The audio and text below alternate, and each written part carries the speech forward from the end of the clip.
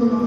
సర్వశక్తియు మిగుల కనుకం గల దేవా, మా ప్రభువైన యేసుక్రీస్తు యొక్క తండ్రి, నీవు మాకు అనుగ్రహించిన మేలన్నిటి నిమిత్తమును మా యెడల నీకు గల కరుణ వాత్సల్యము నిమిత్తమును నేను స్తుతించున్నాము. ముఖ్యముగా నీ ప్రియకుమారుని మా కొరకు ఇచ్చినందుకును, నీ చిత్తమును కృపను మాకు బయలుపరిచినందుకును నీకు కృతజ్ఞతాస్తుతులు చెల్లించున్నాము. మేము యథార్థమైన మంచి హృదయముతో నీ వాక్యమును అంగీకరించి భద్రపరుచుకొని సర్వదా మంచి ఫలమును ఫలించినట్లు దానిని మాలో నాటింపమని నిన్ను వేడుకొంచున్నాము.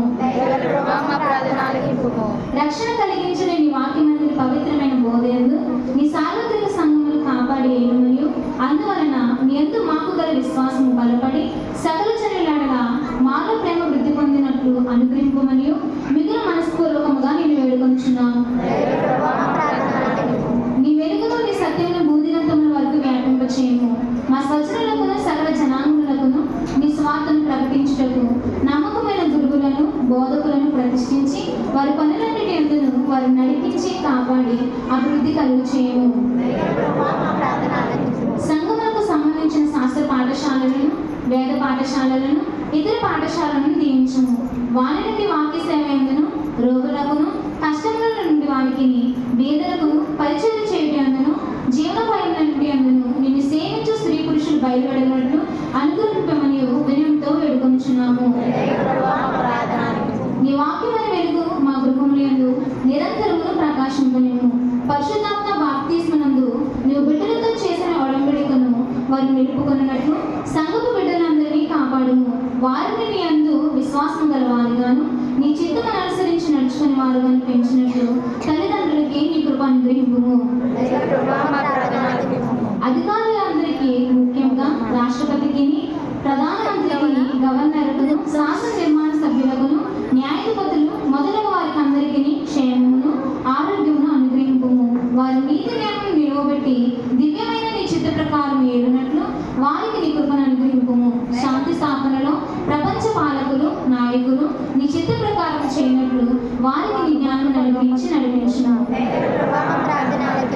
ఓ దేవా, ఆయా విధములైన ఆపదలను ఉన్న వారందరూ ముఖ్యంగా నీ నామము నిమిత్తమును నీ సత్యము నిమిత్తమును శ్రమపడుచున్న వారు తమ బాధలు తండ్రి భావం గల నీ చిత్తమును అనుసరించి కలిగినవి అని తెలుసుకొని సహించుకున్నట్లు వారిని పరిశుద్ధాత్మ చేత ఆదరింపుము. మా శరీరాత్మలు కలిగ హాని నుండి, అపాయం నుండి, తప్పుబోధ నుండి చెప్పసత్యము కాని నీ దయను, కృపను, కనికరమును బట్టి మమ్మల్ని కాపాడుము.